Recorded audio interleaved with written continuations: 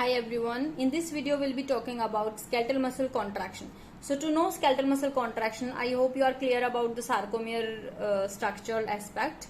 Okay, so in this video, skeletal muscle contraction is basically, we'll be discussing about sarcotubular system, excitation contraction coupling and cross bridge cycling briefly. Okay, so just to understand excitation contraction coupling, you should know what is sarcotubular system, and you can get a small question or long question among these a separate question, right? So sarcotubular system, what is that? There are muscle fibers which are surrounded by sarcolemma, right?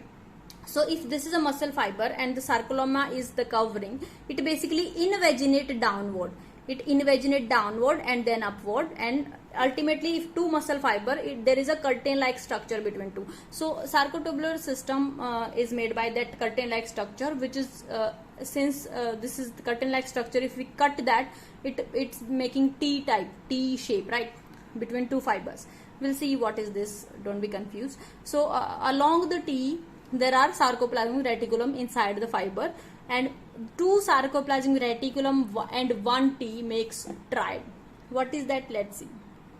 So this is a muscle fiber and sarcolemma in red color. This is invaginated inward. If you cut it, this is T shape called T tubule, and there are sarcoplasmic reticulum, two sarcoplasmic reticulum and one T makes three things called triad.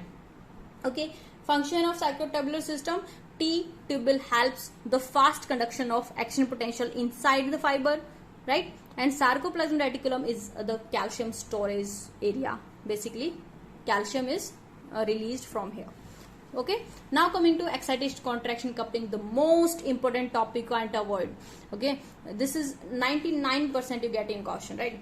Excitation contraction coupling, where excitation is nothing but a propagation of action potential and leads to muscle contraction. So all the mechanisms between these two words are EC coupling. Okay, so to understand this, we should know what is excitation. So excitation is coming through T tubule.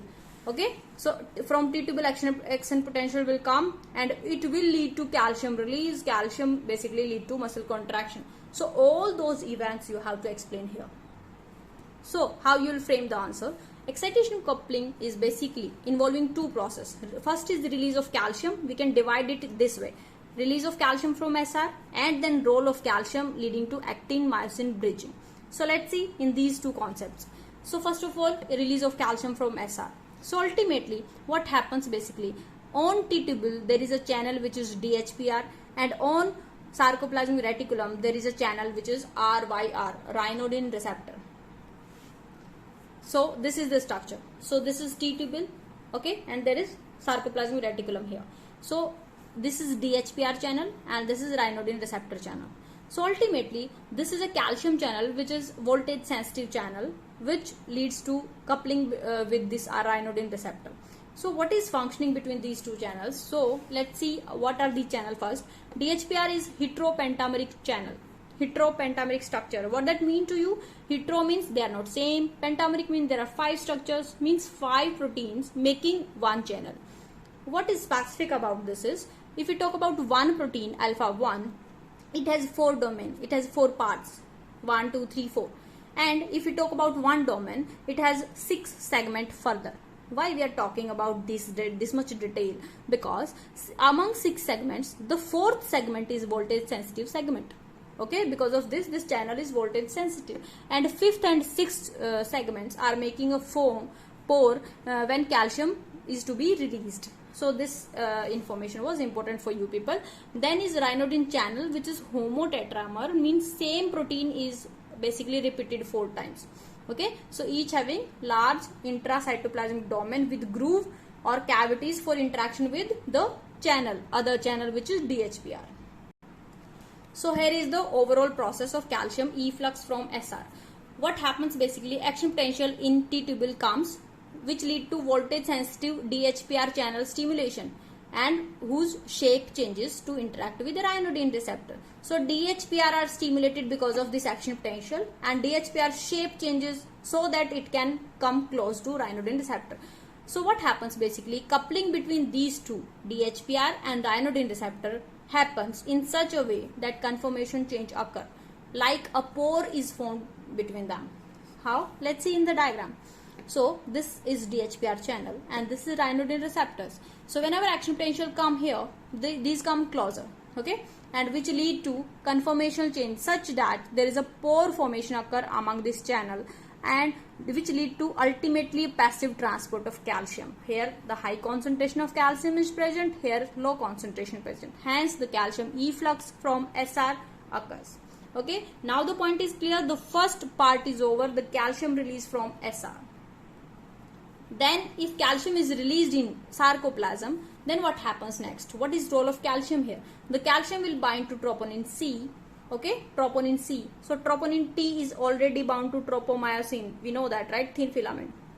As the calcium bind to troponin C, the rotation of tropomyosin occur in such a way that the actin sites for myosin binding are exposed. Okay, where myosin is to be bound. So those sites are exposed. They are ready for cross bridging. Let's see in the diagram the same thing. Calcium binds to troponin C, troponin T, twisting occur. Because of this it roll over and the tropomyosin rotates. Because of that all the sites which were covered by tropomyosin, those are exposed for myosin. Okay, so those actin sites are now exposed, which ultimately lead to the last step, cross bridging cycling.